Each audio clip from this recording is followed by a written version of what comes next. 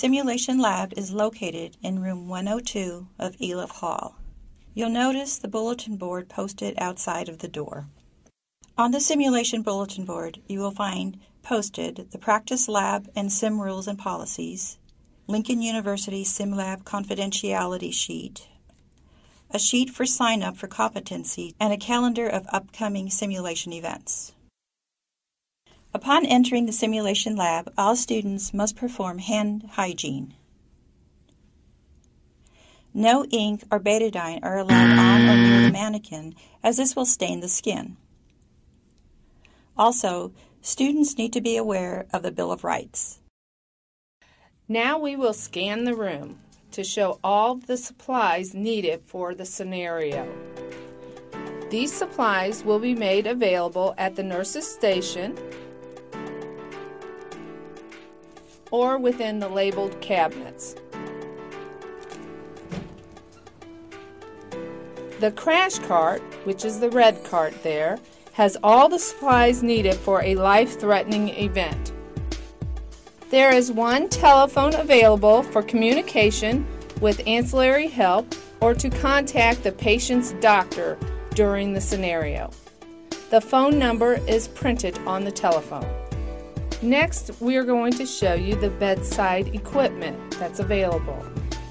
The suction regulator, an oxygen delivery device, the patient's call bell to reach the nurse, an instrument to measure pulse oximetry, and the bedside monitor, which can display a lot of important readings on the patient's well-being, such as the heart rate with the EKG rhythm, the patient's oxygen saturation, the blood pressure, respiratory rate, and peripheral temperature.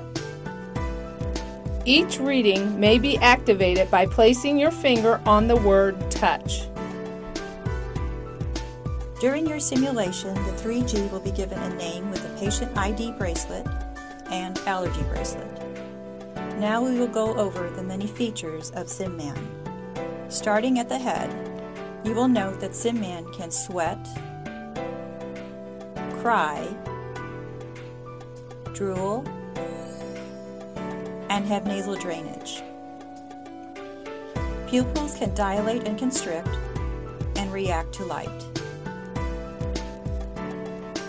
He has removable teeth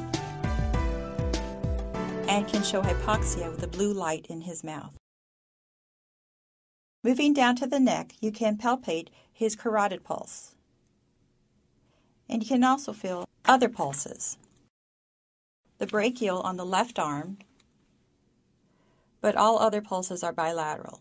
Radial, femoral, popliteal, posterior tibial, and dorsalis pedis. Observe now the rise and fall of the chest. With a stethoscope, you may auscultate the patient's lung sounds. The lung sounds are audible both anteriorly and posteriorly. The heart sounds and bowel sounds are also audible. On his left arm is where the blood pressure is measured. The right arm has intravenous access for infusion and IV push medication. Note the RFID tags that are used with this device. SimMan also can have urinary output and a Foley catheter may be inserted. Students must ensure the patient's safety by lowering the bed, raising the side rails, and placing the call light within reach. This is the control room where the progression of the scenario takes place. Audiovisual recording is done for the debriefing and learning purposes.